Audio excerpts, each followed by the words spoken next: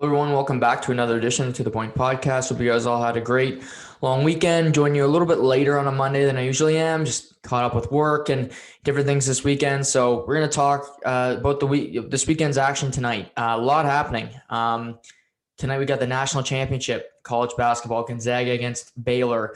The two best teams all year meet in the final. You can't really complain about that. A lot of NHL action, rumors. Kyle Palmieri was scratched from the New Jersey Devils lineup yesterday. Looks like he's going to be traded. Rumors that Taylor Hall is going to be sat out tomorrow night. This is not uncommon. You see players that are healthy scratched. Days before the deadline, when a deal could be imminent. I'd be shocked if both those guys are not moved unless Palmieri can sign a long-term extension with New Jersey. We're also going to talk about Major League Baseball, the first weekend, and it had a lot, Reds and Cardinals had a fiery series involving Nick Castellanos, who was suspended today. I'll get into that, my thoughts and feelings on the situation there, and touch on, some of the COVID issues in the NHL that really aren't good right now. Some situations in Dallas with their coaching staff, in Vancouver where it's really bad, and potentially where this could head for the North Division and for the long term of the National Hockey League this season. But to start off today, let's talk about college basketball. And, going into the weekend, I was talking to Matt Wright last week on the podcast about Gonzaga and Baylor being the heavy favorites heading into the Final Four.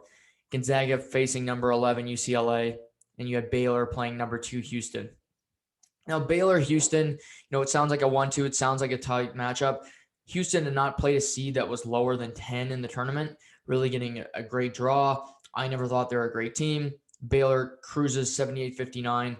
Their guard play with Davion Mitchell, the way to defend is really how Baylor wins. They can score.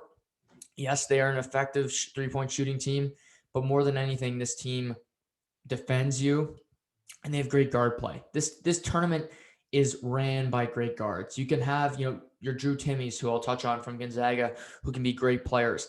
But if you don't have great guards that can shoot the three or, elite level passing, you're not going to win the tournament. Houston just ran into a buzzsaw from Baylor. Baylor beats Houston. Easy. So that brings us to the nightcap. I'm thinking, Gonzaga's coming in a 14-point favorite on UCLA. UCLA had only put up 51 points against Michigan, and they struggled to score, just point blank.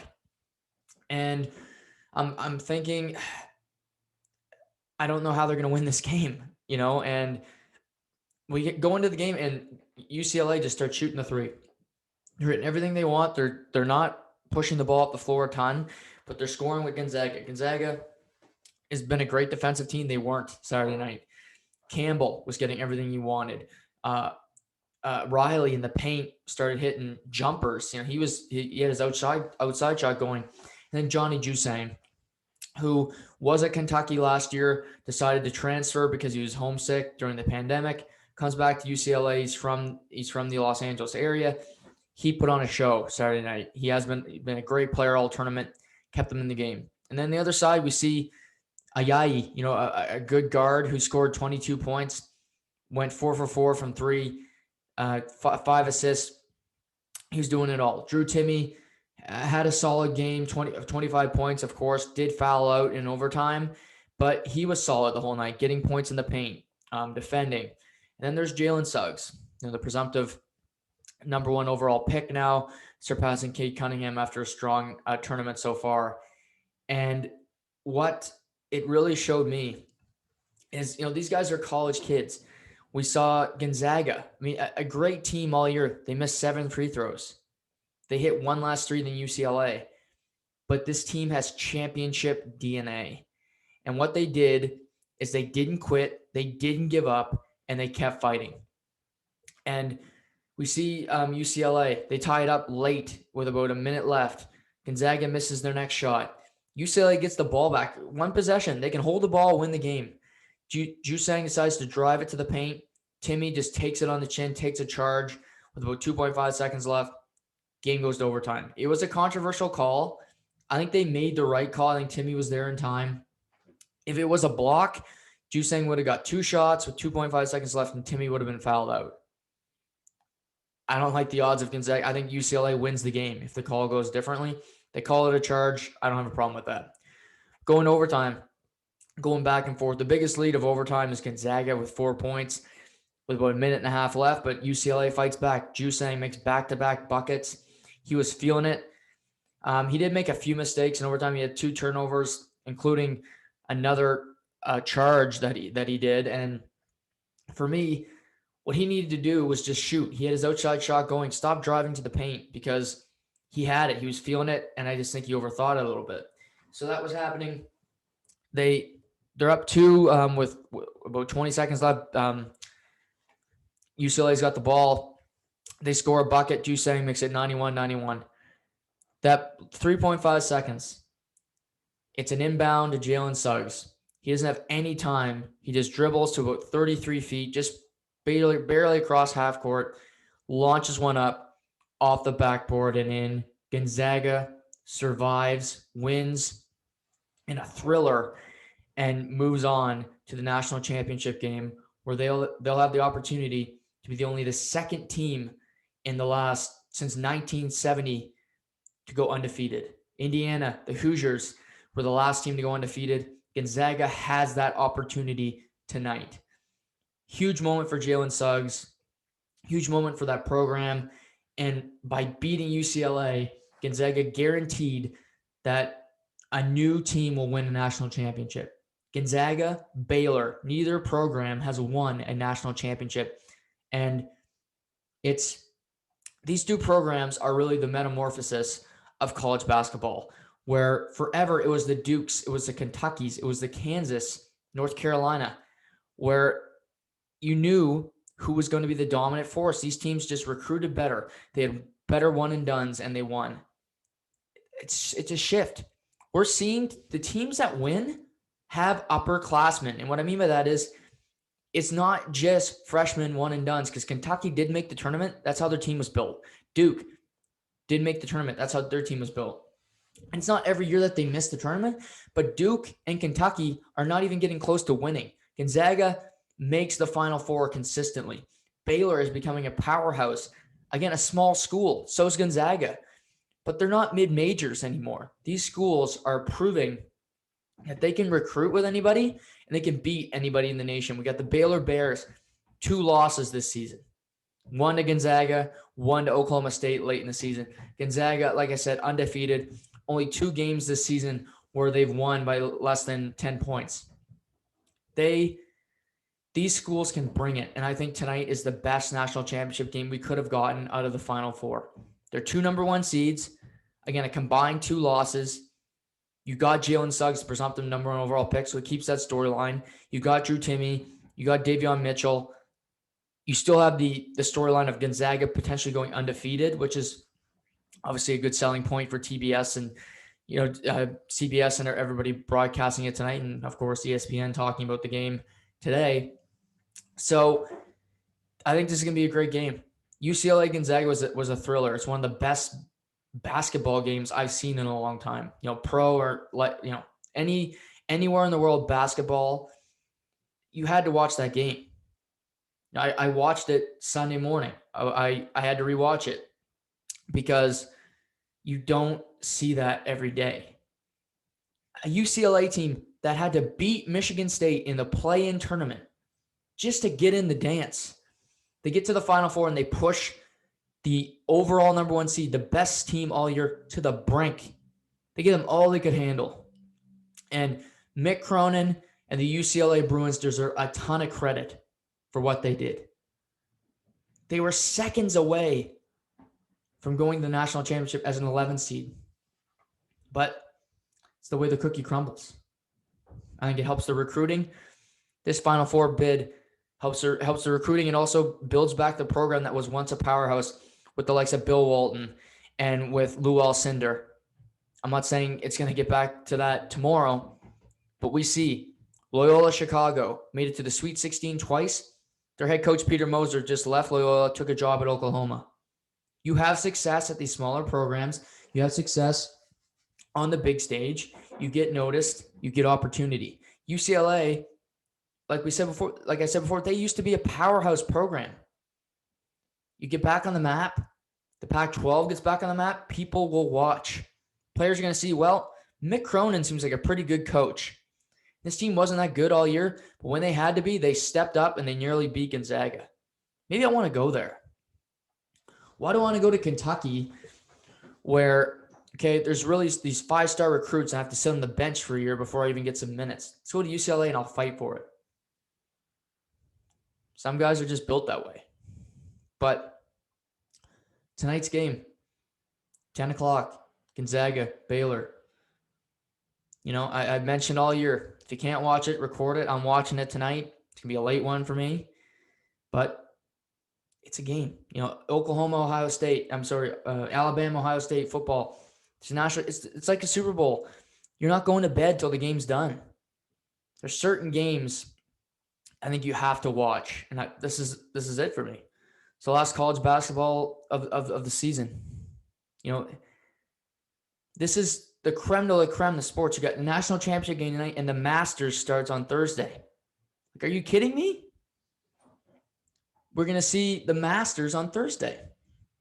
And after this tonight, I mean, that's just sports royalty. Baseball starting. Hockey, trade deadline Monday. Basketball's in their home stretch. Tennis had a great tournament last week. Canada is men's curling world championships. Brendan Bottcher curling very well so far. There's a lot happening right now, and you got to give your screens ready and always ready to switch that channel. But this is it. Tonight is one of those nights where you say, okay, yeah, I'm going to do this work or I'm going to go buy groceries before this game, because you might see a team go undefeated for only the second time since the 1970s. It's pretty special. Does that mean that they're the best team ever? No. But are they in the discussion? You bet. I don't care what era you go undefeated. You're unfucking defeated. Nobody beat you. Are you better than Lou Alcindor's UCLA? Maybe not. Are you better than UNLV? Okay, maybe not. Or are you going to be as well known as the Fab Five? No. But the Fab Five didn't go undefeated. You might. If you win the whole thing, you are. You can put that in a resume for the rest of your life. Some of these kids will never do anything in the NBA. Jalen Suggs supposed to go first overall. Who knows? Maybe he's a miss. But like the World Junior Hockey Championships, for the rest of your life, you can say, I was on that team. We went undefeated. It's like winning a Heisman. Johnny Manziel turned out to be a bust in the NFL. Troy Smith. But guess what? They got a Heisman trophy.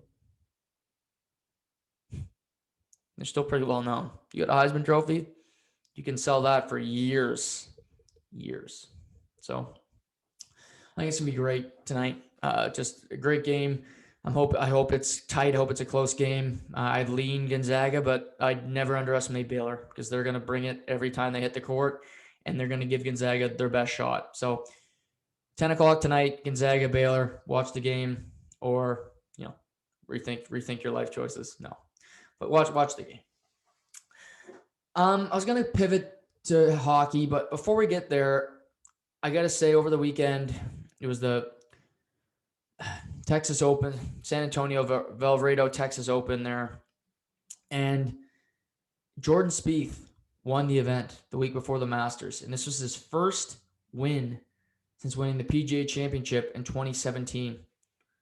This guy's been playing great golf to start the season. He's finished in the top 5 a lot, but on Sundays, we've seen him blow up. He finished it yesterday. He shot 6 under yesterday. Charlie Hoffman did push him. He shot 5 under. Jordan Spieth goes 18 under for the tournament, wins the event. And I don't know if this signals that he's back, but this is going to be such a confidence boost for Jordan Spieth. The guy's still only 25. He was a phenom young, and then he hit that since the Masters, where he had the lead. It looked like he was going to go back-to-back, and he put it in the water on 12 twice. He hasn't been the same player. If you ever hear the audio, it goes, oh no. Like, it was ugly for Jordan Spieth. Since then, he's missed cuts. Fired caddies. gotten fined by the PGA Tour, really become an unknown, just a jag, just a guy. But with his play this season and winning an event, regardless of who was there, a win's a win. And does that mean that I put all my money on him on the Masters? No, I wouldn't. But it does make you pause and say, well, this guy just won. He's playing some really good golf. Maybe you put a couple bucks on him if you're a gambler. But it's more exciting that Jordan Spieth's back in the winning column because it creates more contenders, more younger guys that can win. You got Spieth. You still got Koepka, who looks like he's going to play. DeChambeau, Dustin Johnson, Jon Rahm, who still hasn't won a major. Rory's still there. The more guys that are playing at a high level, the more compelling the sport is. And I've mentioned before, I think golf is in a fantastic position because even though Dustin Johnson's number one in the world, Justin Thomas is still really good. I don't think definitively you can say there's the best golfer because Dustin was great last summer, had one of the greatest stretch runs in the history of golf. Going 1, 2, 1, 1, 3, 1. These are his finishes. But to start the season, he's really been an afterthought. And we've seen Spieth have a really good start to the year. DeChambeau has won an event. Lee Westwood has golfed really well. So it creates new avenues for players to really step in and make a name for themselves.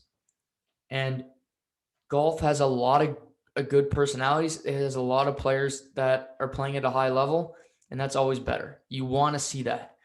Heading into Augusta National, Spieth won the event. We see normally the guy who wins the Masters has played Augusta National at least 3 or 4 times. It's never a rookie. You got to learn the course. You got to get through it. A guy I think is a sleeper to win the Masters is Victor Hovland. He's only played there twice, so I'm a little hesitant to put all my money on him. But again, you need to play the course. You need to learn it. That's why Tiger is so dominant. He's played it more than anybody. He knows the ins and outs of it. And Spieth won it. He should have won it twice if he didn't gag it away in 17. So where do we go from here? That's the big question for Spieth. If he doesn't win the Masters this week, it's not an ultimate failure. It's not a total failure. But can he get back into the mix at majors? We've seen this year at smaller events. He's always been at the top, finishing in the top 10 at least. Can he do that at the major? On Thursday is the first day. Can he stay in contention? Will he, still be there come Saturday on moving day where he's not, teeing up at 8:30 a.m. because he's 8 strokes behind the lead? That's really what I'm looking towards. Can he stay in contention for the whole weekend and make it interesting with the Koepkas, with, the other elite golfers? Can he be there with them? So congratulations to Jordan Spieth. Like I said, I think it's great that he won an event. The week before the Masters, he should come in confident. It's rare to see a guy go win one week and then win the next. Very difficult in golf. But who knows? Like I said, I wouldn't put money on him personally for the Masters win. But I understand if you're feeling him, you're like, this guy's riding the wave. He's going to get one. He's going to win a major here. But I'm going to talk more about the Masters throughout the week. It's one of the best sporting events of the year. I know that's kind of a cliche because I say that about March Madness and the World Juniors, but it's when you hear, I don't listen to sound when I listen to games. I've said that before on this podcast. There's probably been 4 hockey games this year where I've listened to the sound.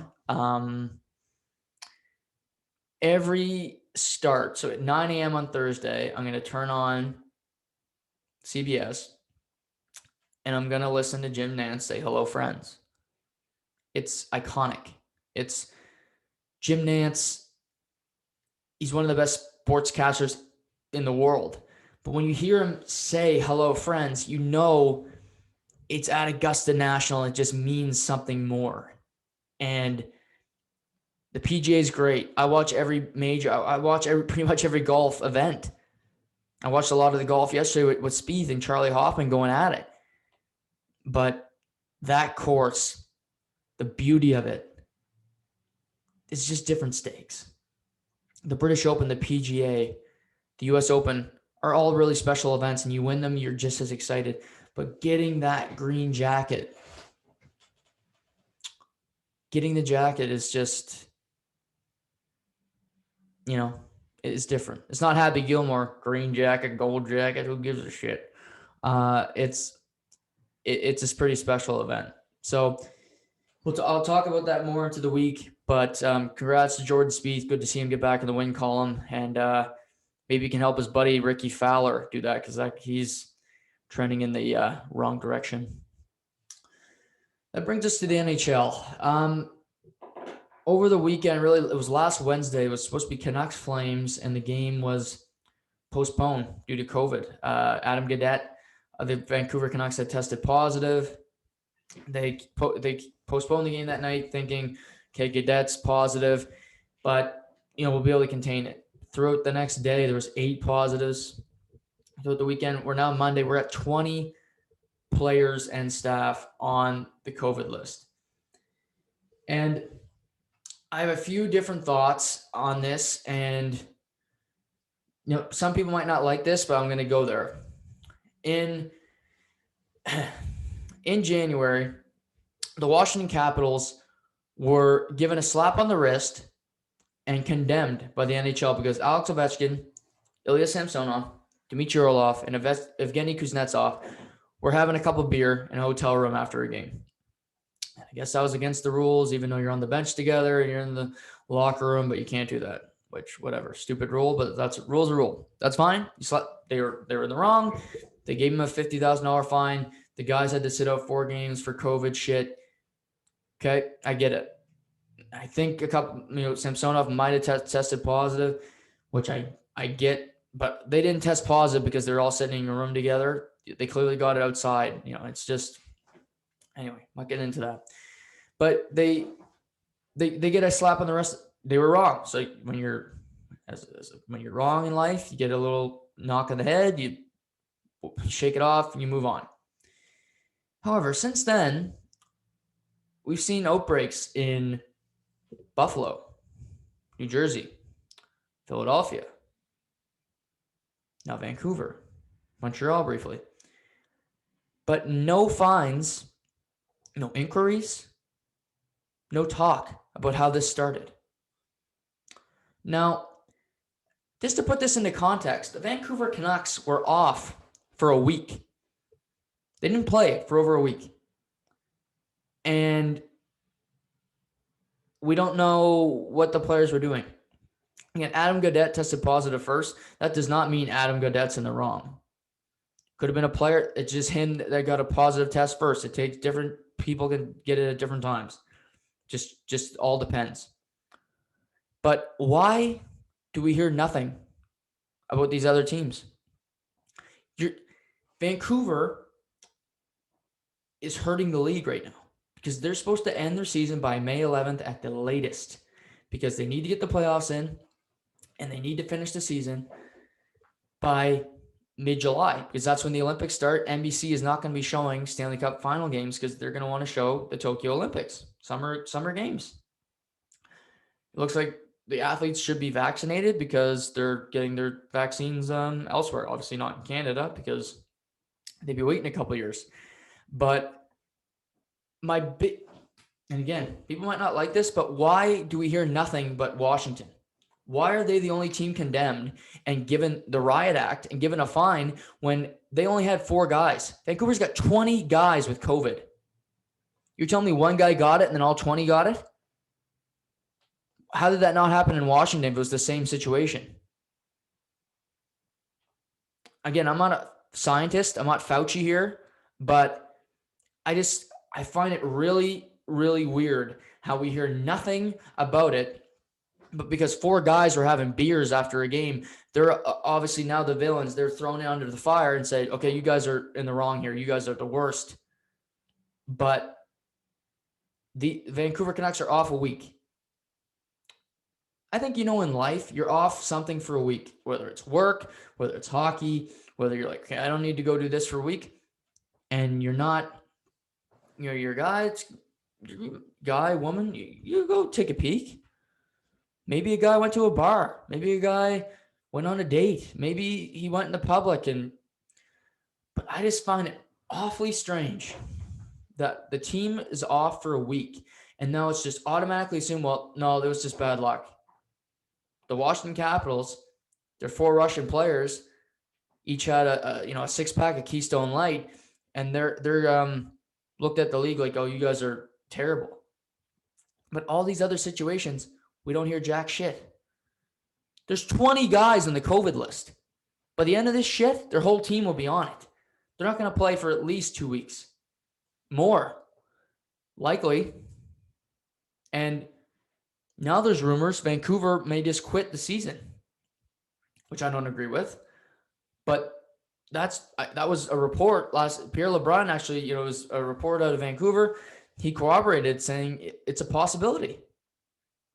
And of course, let me just get back into saying, of course, I want everybody to have a speedy recovery. If they have symptoms, I want them to get better. I'm not saying that them having COVID is not a big deal, because it is, of course.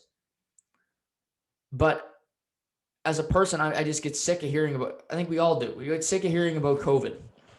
And for me, I know life's not fair, but at the same time, Alex Ovechkin, a star of your game, the greatest goal scorer in the history of the sport, in my opinion, takes a kick in the ass by Gary Bettman in the league, and a Vancouver team that doesn't have half the stars it has, really lackluster season. They stink. You don't hear anything. Is there going to be an inquiry? I haven't heard anything about that.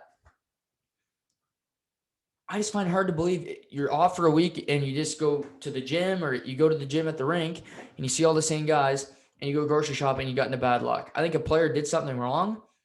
And if there is, I want to hear about it, because we heard about it in Washington, and maybe the other ones were just one-offs, bad luck, and you ran into Joe, the guy who does your laundry, and he had it and nobody knew.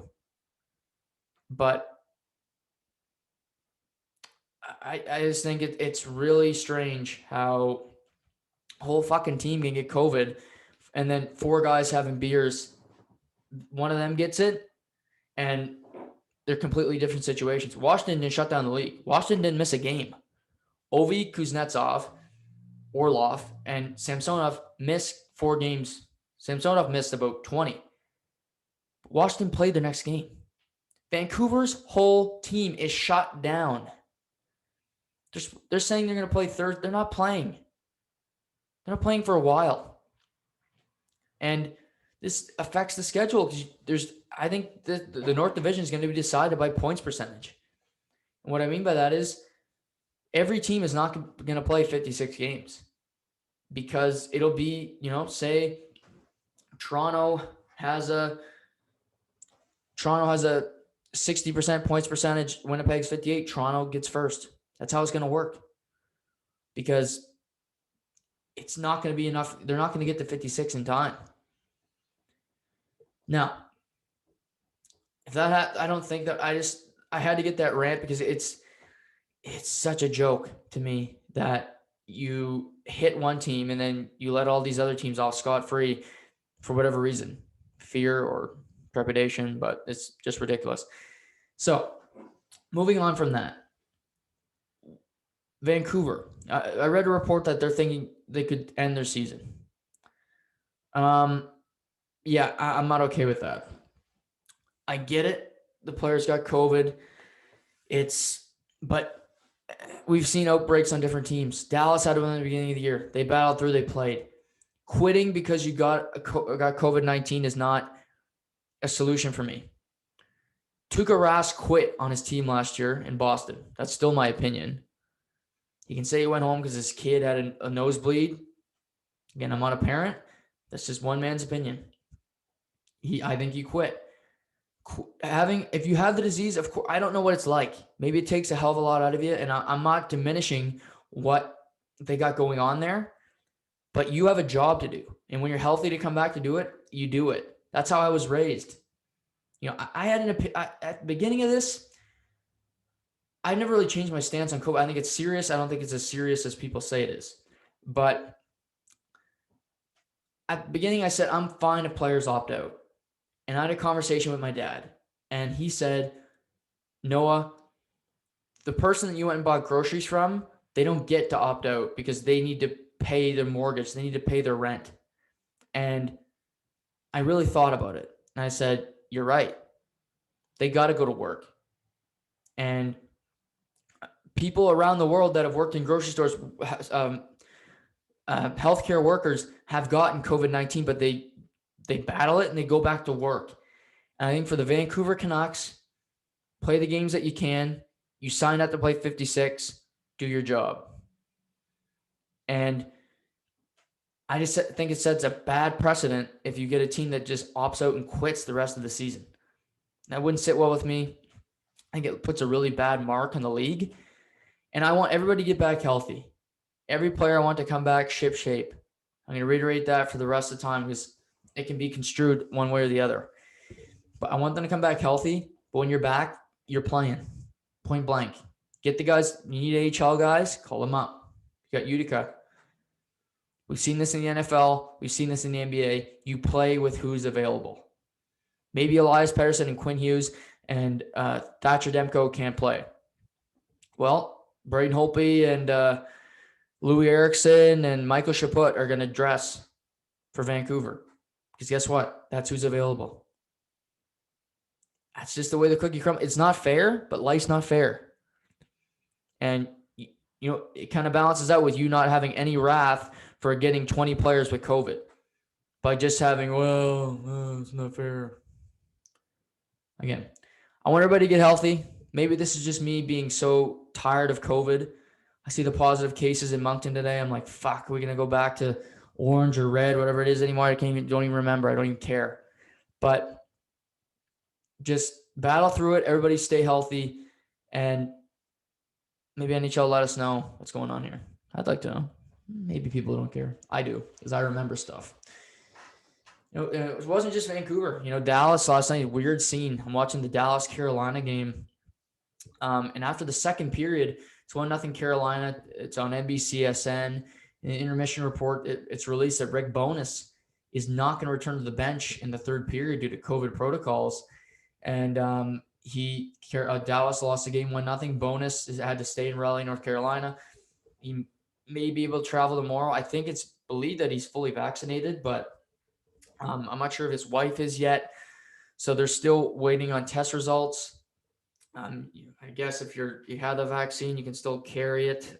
So some health issue there for Bonus, but he's still in Raleigh, North Carolina. Dallas moved on, but weird how a guy who's in COVID protocol, again, he never tested positive, but I think he may have had a false positive, but that you play the game, even with, say the coach had COVID, you decide to finish the game. I think it's just, it's weird how that worked. It was strange to me that he was pulled from the game.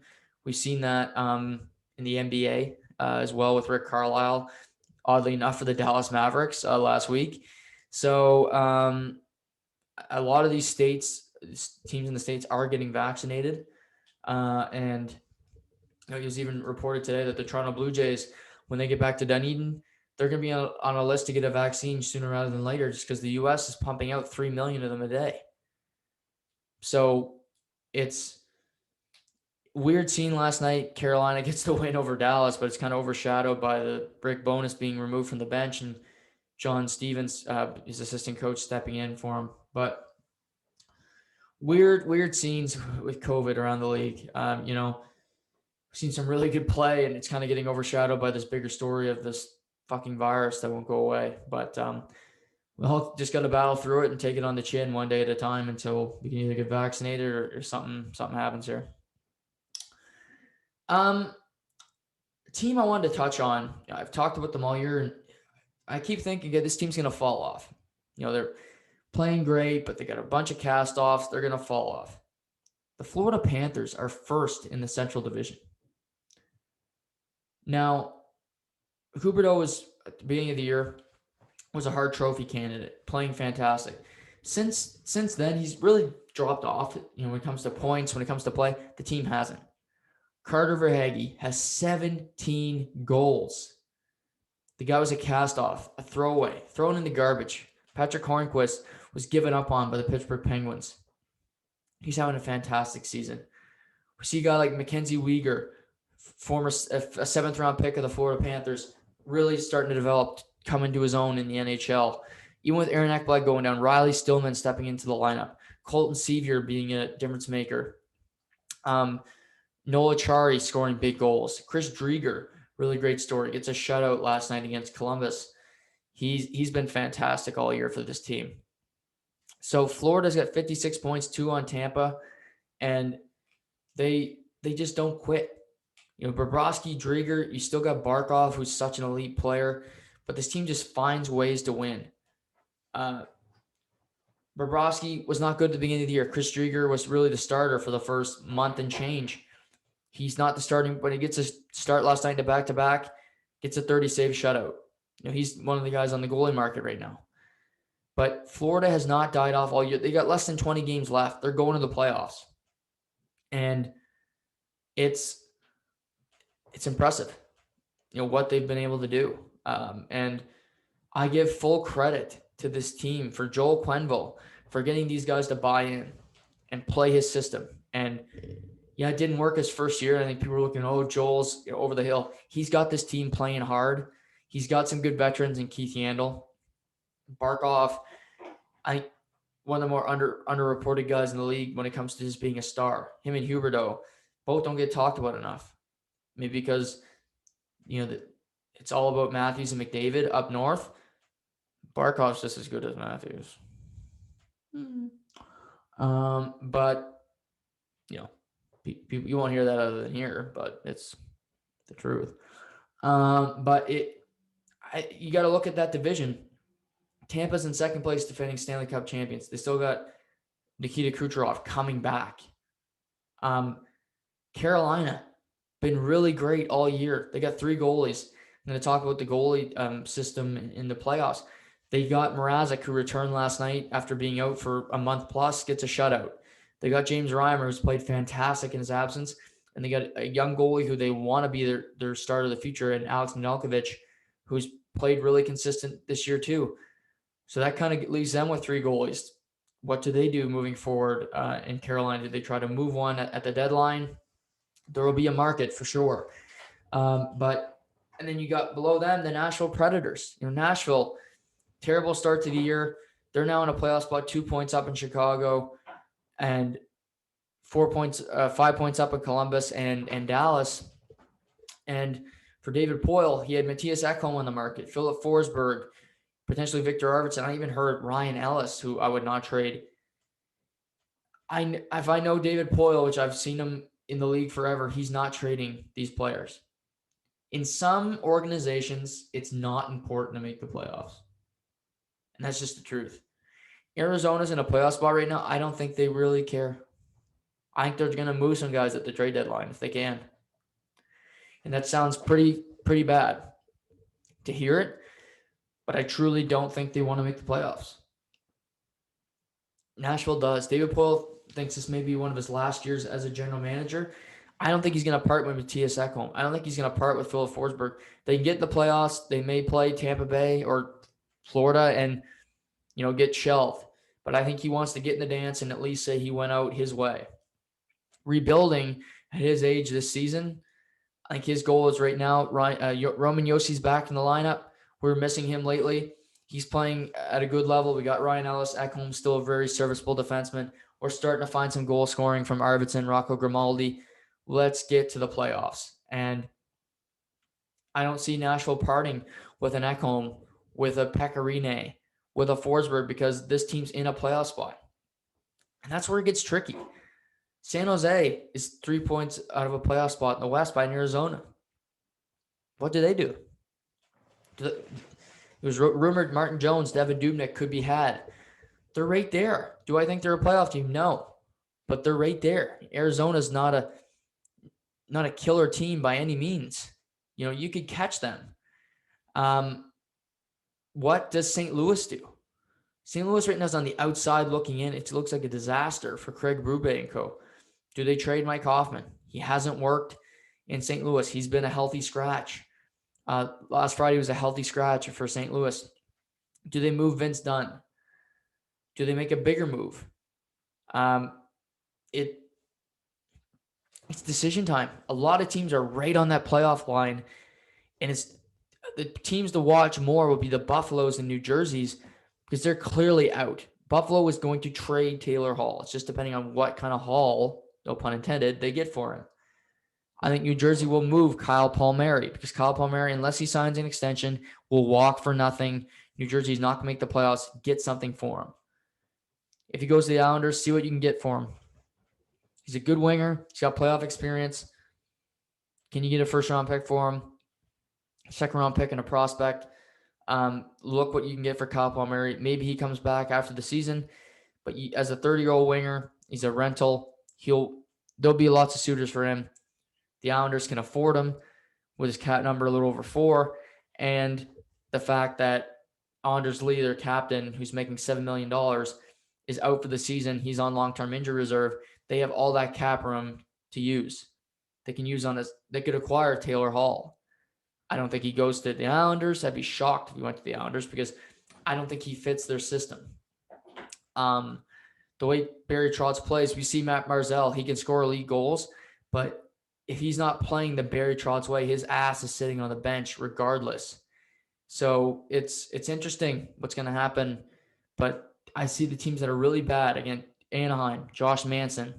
I like him as a defenseman. He's not turned into the offensive guy teams wanted him to be originally coming out, but he's a big guy. He can eat minutes, good penalty killer. I think he'll be looked at. Potentially Cam Fowler in Anaheim. Do they move Ryan Miller if a team's looking for a veteran backup guy for a push for a playoff? Ricard Raquel, who is injured right now, but I still think a team would take a shot at him and acquire him and hope that his health would get back, ready for the playoffs. He's back to his elite play, and you go do some damage. So I think those are the teams really to watch heading, because teams right on the brink, unless you're, like I said, in Arizona, who I think would sell in a second because they don't make money when there's no pandemic. They're bleeding money right now. They'll eat salary, take it off their books, and they may miss the playoffs because of it, but they don't care in Arizona. It's a shitty organization. So those are just some deadline points to remember and consider before next Monday, which next Monday is going to be a big day here on To The Point. I'm going to do a bunch of different stuff. I'm going to do a Facebook Live when there's different signings. I'm going to do a podcast, podcast in the morning, kind of do some predictions. So next Monday will be a big day here on To The Point where all the trade deadline, all the different things happening, we're going to get into it all. So we'll get more into that during the week, give you some more details, but be ready for the trade deadline day.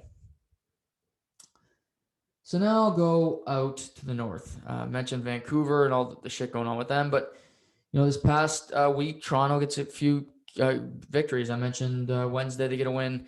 Friday night they play Winnipeg. They win in the Gimmick. That was a strong game for both teams. I actually really enjoyed that game. That was a good game. Yeah, last night Michael Hutchinson gets a start. They beat Calgary, who Calgary just is so hapless right now. Montreal hadn't played in a week, and they still had a lead over Calgary. And Calgary has played 6 more games than Montreal. Vancouver's not playing right now. Calgary basically should not want to be playing because they suck. So they're struggling. Daryl Sutters came in. It hasn't really made a difference. Gaudreau, Monahan, Lindholm, there still isn't the productivity you need. Interesting to see if Calgary does anything at the trade deadline. And I'm more about, they're not going to trade Gaudreau. That's a trade you got to make in the offseason because there'll be more suitors for him. Making a deadline move is limiting the teams that are available and the teams that would want him. So interesting there what'll happen. But just talking about Toronto, I got to give them credit. Alex Galchenyuk's been very good since moving to the Tavares Nylander line. He's given them a new edge. You see him. He's playing harder than he used to. And that's not just because he's playing in Toronto. I think that's, again, a lazy narrative.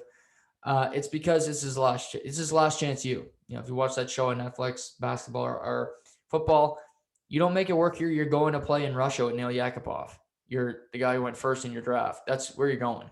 You're not playing for another NHL team. You played for 9 of them. You're done. Like you're going somewhere else.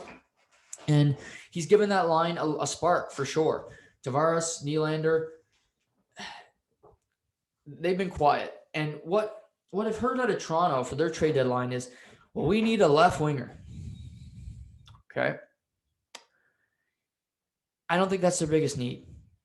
If you're telling me you need a left winger to bring some mojo for Tavares and Nylander, Tavares who makes $11 million, Nylander who makes $7 million, that's pretty fucking sad. You need a guy to bring a spark to those two? Your captain and, my doppelganger? Like, come on. Tavares and Nylander should not need an elite left winger to play with them.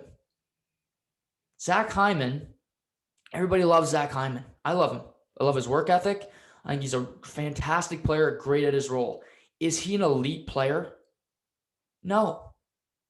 But he works his ass off. He gets in the corners. But is he a guy that's a star? Is he a Taylor Hall? No. But playing with Matthews and Marner because he gets them the puck. Point blank. And he wins the tough battles. And he doesn't, Matthews doesn't have to go in the corner every time. Marner's not going to go in the corner, but he doesn't have to. Hyman's on the ice. Hyman doesn't drive that line. The way it's been talked about is you need somebody to get on that line to drive it. Tavares and Nylander, you should be fucking embarrassed if you need a guy to get on that line and drive it for you. Again, it does. Looking beyond salary, John Tavares, exceptional status, OHL, captain, New York Islanders, fantastic player. Bill Nylander, first round pick, really good player in Toronto, 25 goal scorer. Looks like me, some people say. So there's another positive for the guy. I think I got better hair. But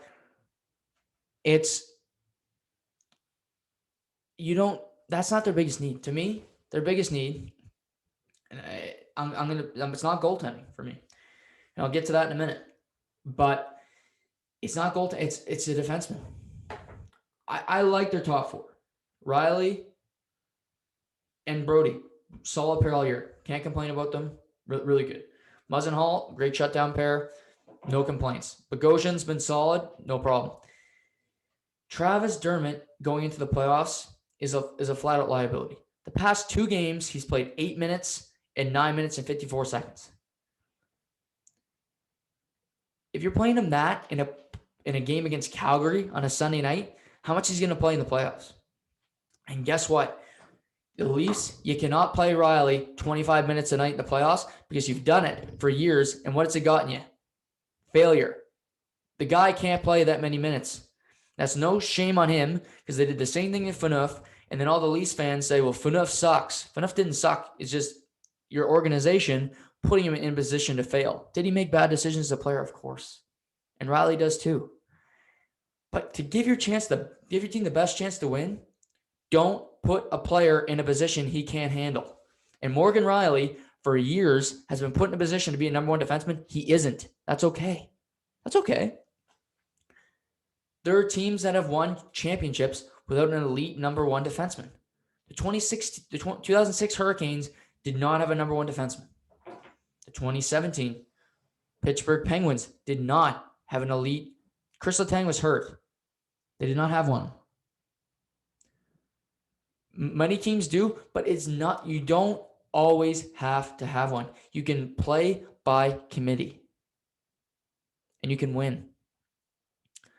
That is what I think is missing here. Is Toronto needs to just get a better defenseman to play with them.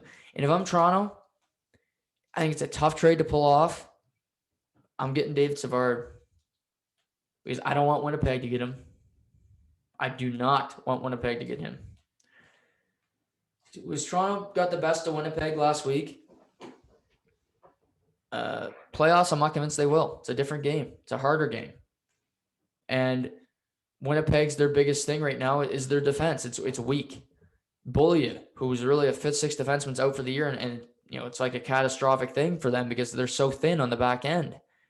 Pionk, Morrissey, again, both guys who are 2, 3 defensemen, not number ones. You need a committee of guys and not play a guy more minutes and then you see him wear out and then you go on Twitter and it's bloody murder for this guy who got sent to the pack of wolves where it really wasn't his fault to begin with. So it's for Toronto, for me, their goaltending situation, it's obviously an issue.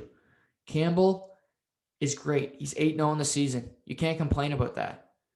However, he can't play. It seems like every second night he can't play. And that's not just precautions to me because he's had injuries his whole career. And you're telling me you're comfortable with him and Hutchinson going into the playoffs?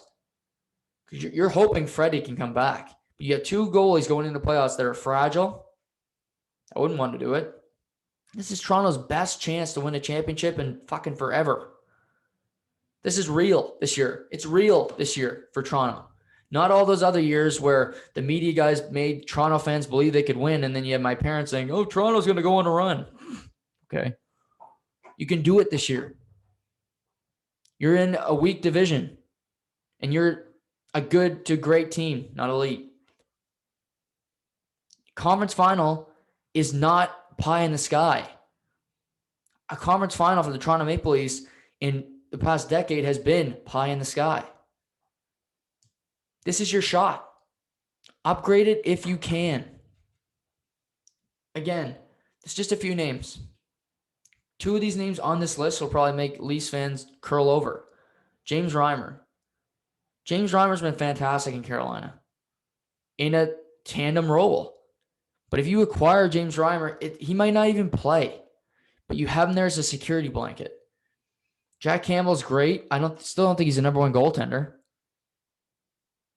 You need to play every other night to be a number one goaltender. You can't do it. You got to play Hutchinson. There's too many question marks there. Chris Drieger, can you get him from Florida? He's got a low cap hit, which would help Toronto. I think he's better than Hutchinson. And again, he may never play. He may never face a shot, but he's there if you need him. Colorado, they didn't address this. They had Grubauer, he got hurt. They had Francouz, he got hurt. They had Hutchinson in the playoffs. They should have beat Dallas. They lose. Game 7 overtime because Michael Hutchinson was in the net. You see the template. It was only 6 months ago. And again, Colorado, Washington, they're going to be in the goalie market. For Washington, for me, they got Samsonov, Vanacek, Reimer is very intriguing to me. He's got experience, but you got to look at that. Again, I'm going to mention this again. Jonathan Bernier. If he's healthy for Toronto, yeah, he was terrible when he was in Toronto. He's been really solid in Detroit on one of the worst teams in the past 3-4 years. And I'd rather have too much of a good thing than not enough. Because Jack Campbell looks great every other night, every 3-4 nights now. But in the playoffs, you're playing every other night. And there's no, maintenance day, I can't go. Hutchinson, let's go. Okay? If you good with that, Leafs fans, Hutchinson in the net? Good luck. So I don't think forward is their biggest need. By no means do I think Alex Galchenyuk is a safe bet to be a superstar all year. Some Leaf fans do, but every acquisition is a great acquisition if you're a Leaf fan. But just one man's opinion. Upgrade that D, try to get a goalie. It's Colorado, Washington, Philly, potentially Boston. Halak tested positive today. They're going to be in the market too. So strike while the iron's hot. I was going to get into Colorado, who are playing some really, really good hockey right now. Beat St. Louis twice over the weekend. They're now first place in the West, 4 points up on Vegas. But I'll get into that with Seamus tomorrow night. We're going to have a big roundtable, but we'll watch a lot of different sports. But Colorado, Nathan McKinnon's chugging. Grubauer's playing some really good hockey. Cale Makar is just a joy. Colorado, to me, is the funnest team to watch in the NHL. They don't play that late. If you have a chance and you got a hockey package, turn on a Colorado game. They're bar none the funnest team to watch. They just fly. Even their depth guys, with Donskoy, Burakovsky, these guys are good players, and they're fun. So Vegas is a team to keep your eye on because they bring it every night, and they're a lot. Colorado is a team to watch because they bring it every night, and they're a lot of fun. They're playing in the division with Vegas, who, to me, the top 3 teams in the NHL right now are Tampa Bay, Colorado, and Vegas in that order. And it's two in the same division. So you know they're going to have to play each other eventually, which only makes it more and more intriguing. Major League Baseball. A couple big headlines over the weekend. I'm going to get into the Nick Castellanos thing in a minute. But I don't root for teams, as you know, but I root for people sometimes. Just I really want to succeed is Shohei Ohtani. Starting pitcher / designated hitter for the Los Angeles Angels. This guy has been in the majors for a few years. He had Tommy John last year. He's trying to be a hitter and a pitcher at the same time. He's a DH for the Angels, and then he pitches last night, first time this year. Solid start, but in the first inning last night, he throws a 101-mile-an-hour fastball.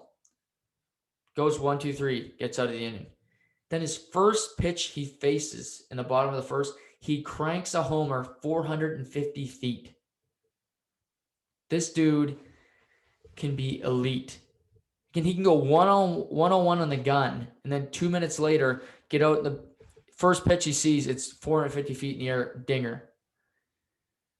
I want to see him do both at a really high level. I think that would be so great for the sport. You can market him. He's a guy who came over from Japan, still trying to learn. He's trying to get better at English. And he's a likable guy, Shohei Ohtani, playing with Mike Trout, making the Angels relevant again. They go 3-1 over the weekend against the White Sox in a really entertaining series. But if Ohtani could get going, you get Trout, you get Anthony Rendon, who they signed for the Nationals. If the Angels could be relevant against another California team that's good, and to have the best player in baseball be on a competitive team for, some years, the Angels aren't making the playoffs by June 1st, and you got Mike Trout who's just playing for MVP. I'd like to see this team be competitive longer into the season, and Ohtani pitching gives them a better chance to do that. And I just think he's scheduled to start next Sunday against the Jays. That'll be on Sportsnet. That's on TV. Give this guy a look, because he's going to be pitching and he's going to be DHing in the same game more than likely. And I wish him all the best because I want him to succeed so badly. I like seeing what he did last night. It was so fun flipping to that station, seeing Angels White Sox do battle. Another big story over the weekend was the Cincinnati Reds playing the St. Louis Cardinals. First series of the season, and right fielder for the Cincinnati Reds is Nick Castellanos. Castellanos is known to be a hothead. He used to be a third baseman for the Tigers. He's since pivoted into right field. He is a very good player, but he's got a temper, and he likes to bring it. So in the second inning, he gets a fastball up high, hits him right in the shoulder. He doesn't like it. Lets the batter know. Then he's on the base pass. He's trying to steal, and then a wild pitch goes away. Wild pitch goes past the catcher. He starts chugging for home. He's safe. Then does a flex in front of the catcher, which sparks an eruption. The pitcher goes after him. The bench is clear. And Castellanos started this whole brouhaha, so to speak, as Kramer would say. And the next day, he gets ejected in the fourth inning because he's fighting and he's doing. The next day, hits a home run, skips around the base pads. Today, he gets a 2-game suspension. I get it. I get why he was suspended, because he started all this commotion. Baseball doesn't want players converging because of COVID and the protocol and all that. However, he took a pitch up high, and it was 98 miles an hour. Do you want to take a pitch 98 miles an hour? I wouldn't like it. And what I think baseball is missing the boat on here is a guy showing personality. Baseball doesn't have a lot of personalities. The game is fading. They don't care to market it. Castellanos is a guy that has a temper. He's a guy that's not afraid to be himself. And was he in the wrong here? Maybe. I don't think it was suspension worthy. I think it was really entertaining. Him and Yadier Molina talking about it after, on the base pass. That's fun to me. Molina's another big character. St. Louis, their catcher forever. He's a big personality. And I don't think it was the right thing for baseball to suspend him. I'm not saying you want bench clearing brawls all the time, but you do want people to talk about your sport. And Castellanos was going to do that. It was going to be a headline. It was on SportsCenter early on. When do you see Cardinals Reds early in a highlight package? You saw it this weekend because Castellanos was making headlines. And he gets a 2-game suspension, whatever. I just think it's missing the boat when it comes to what they could potentially be taking advantage of here. And that's the marketability of the sport. They don't seem to care. They have their audience of an older generation. They're hoping people will tune in to watch baseball. But Castellanos has a guy who's got personality. Fernando Tatis Jr. has personality. Encourage these guys to have a personality. If I'm Bo Bichette, I'm flowing the hair back. I'm doing everything. When I'm on the base paths, I'm being energetic. I'm being myself. Javi Baez is a guy who's got a personality. Castellanos may cross the line every now and then, but you need those guys. Brad Marchand's a pain in the ass in Boston, but he's marketable because people hate him or they love him. And that's the best athlete because you can do either with him. People are like, oh, I effing hate Brad Marchand. You got Boston Red Sox. I wouldn't trade Brad Marchand if my life depended on it. So I just look at that as a failure for Major League Baseball to suspend a guy for being himself. And was it always positive drama? No, but I think it ultimately served its purpose and it did good for the sport.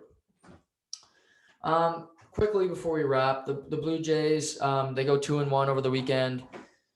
The big headline for me, again, I mentioned last week, the thing you got to remember is sample size. 3 games. The best thing you can say about their start so far, Guerrero Jr. looks good. Solid defensively. Bo Bichette looks like he made some adjustments defensively, played well yesterday. But the bullpen, Chatwood, who they signed in the offseason, has looked good. Jordan Romano, Julian Merriweather, who's going to be a gem, maybe their new closer. He can get to 100 miles an hour on the gun.